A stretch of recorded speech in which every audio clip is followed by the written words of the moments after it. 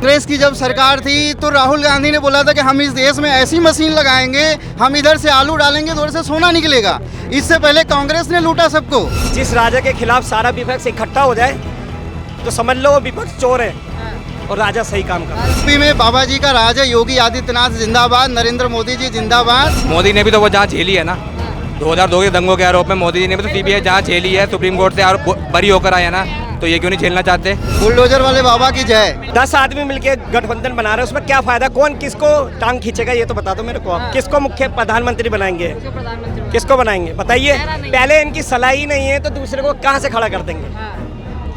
नेता एक होना चाहिए।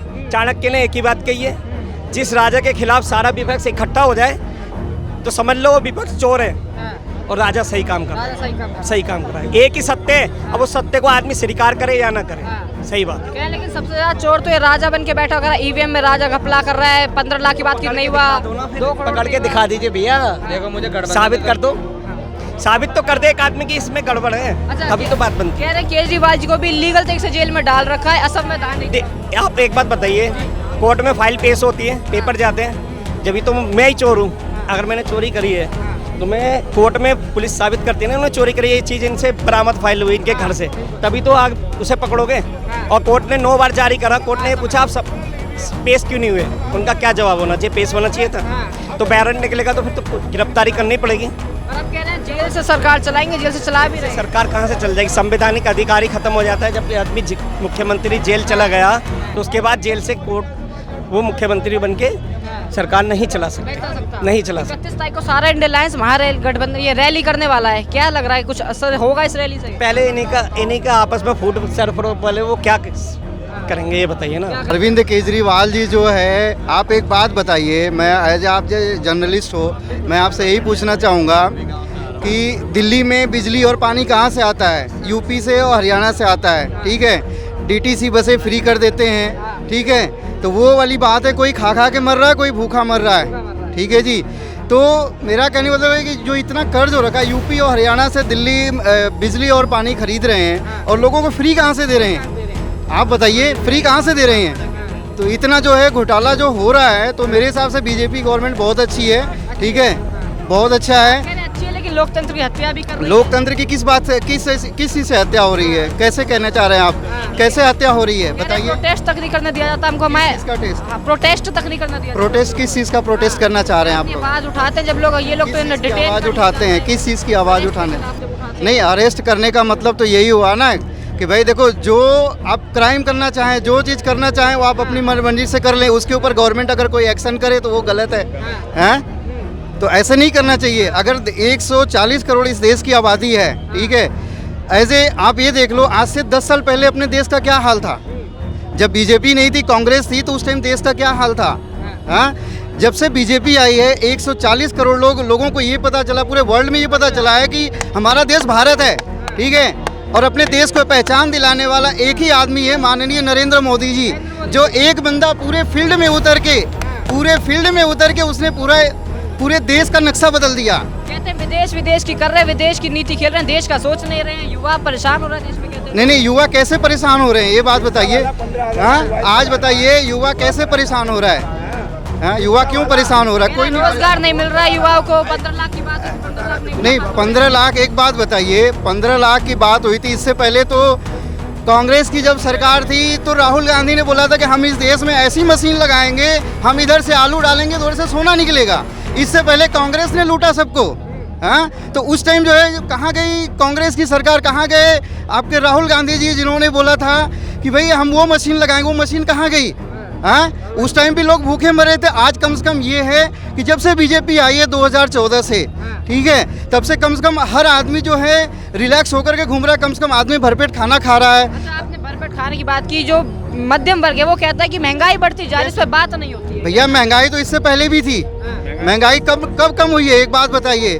कांग्रेस के टाइम में कांग्रेस ने लूटा, किसको महंगाई कम हुई है? कहाँ महंगाई? पहले भी महंगाई थी, ठीक है। आज तो फिर भी कम से कम ये कि महंगाई एक लिमिट में है। आज जो है बीजेपी जब से आई, ठीक है, और उसके बाद जो लेबर ग्रेड बढ़ा लोगों का, ठीक है, लेबर ग्रेड भी तो बढ़ी है ना। लेबर रेट भी बढ़ी है। हाँ तो फिर महंगाई, फिर तो इनकम तो हो ही रही है, फिर महंगाई कहाँ से आ तो जाएगी। आने वाले टाइम में 2024 में बीजेपी फिक्स है, ठीक है। हम यूपी से हैं, आजमगढ़ से हैं, हमारे यहाँ जो है निरहुआ सांसद जी हैं, वहाँ पे दिनेश लाल यादव, ठीक है।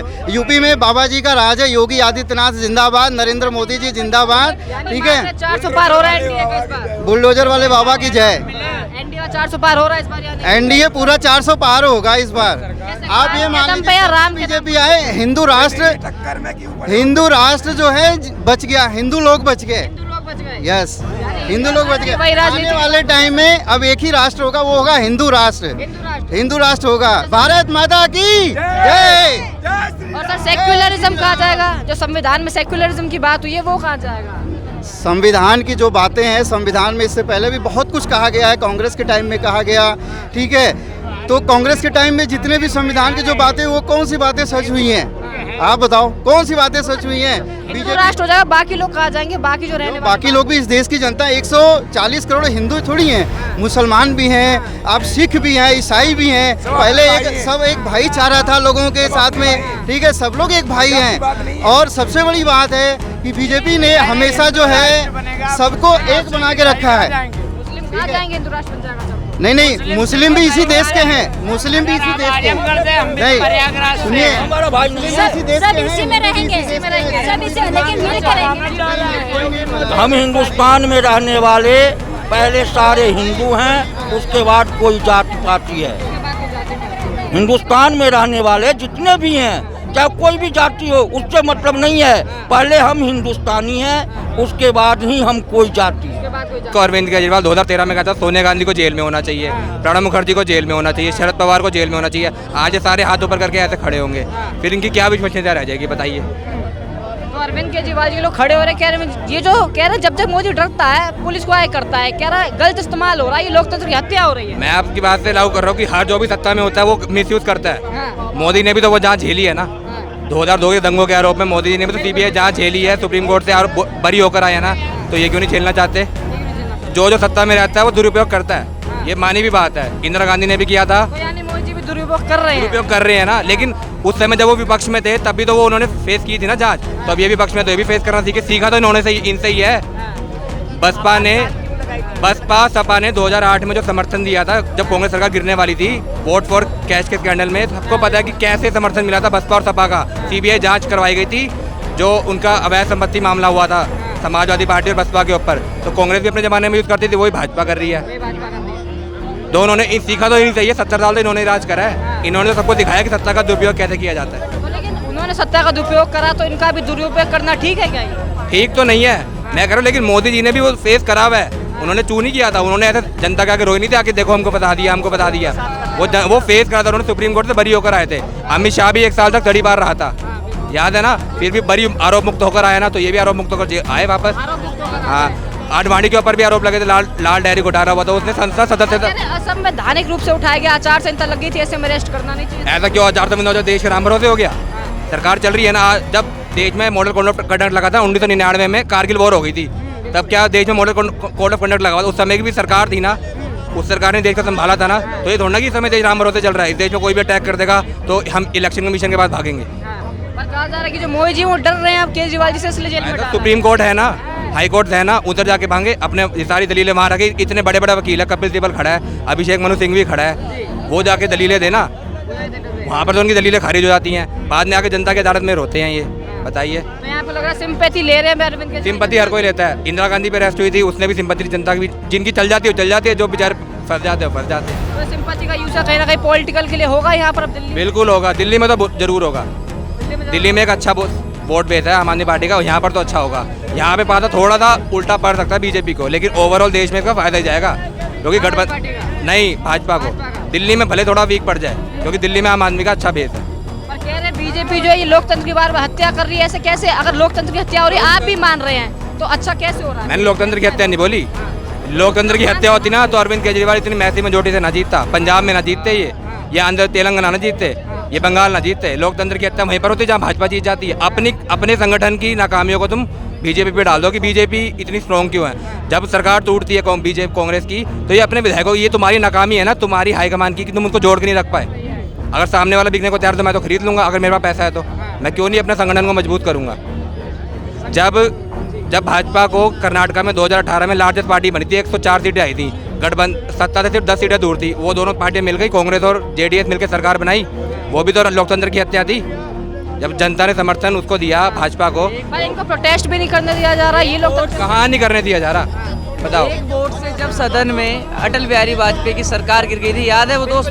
92 की बात कर रहा हूँ मैं, जब अटल जी ने कहा था झुकूंगा नहीं। आज तुम मेरे पे हंस रहे हो ना, एक वोट एक सदस्य की वजह से उनकी सरकार गिरी थी पार्लियामेंट में। तो ये तो विपक्ष बिल्कुल रोना बंद कर दे कांग्रेस की बीजेपी खरीद फरोख्त करती है। ठीक है, अभी 2 सीट से आज 303 पर आई है, तो विपक्ष को संघर्ष करना चाहिए, जनता पे जमीन पे उतरना चाहिए। ये ना रहे कि जनता अपने आप इनको वोट कर देगी। जमीन पे उतरते तो सर आप लोग अरेस्ट करवा देते हो, डिटेन करवा देते हो। आदत नहीं है कि 5 साल से ऊपर सत्ता से बाहर रह ले वो।